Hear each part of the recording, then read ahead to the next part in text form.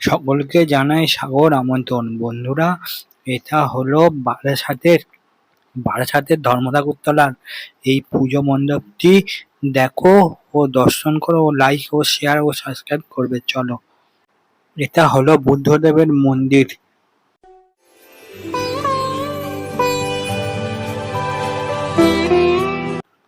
এই প্যানেলটির কাজ করা হলো ফাইবার থার্মোকল দিয়ে কাজ করা।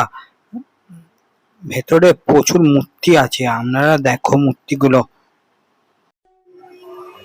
সমস্ত ডিজাইন করা আছে এখানে বন্ধুরা সমস্ত মূর্তি দেওয়া আছে বুদ্ধদেবের।